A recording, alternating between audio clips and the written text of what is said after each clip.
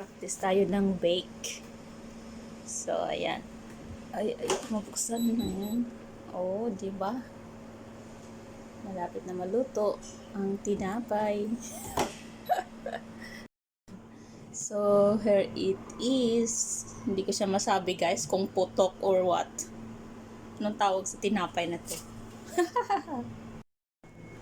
So, ayan na. Try na natin. Ouch. Parang. So, init.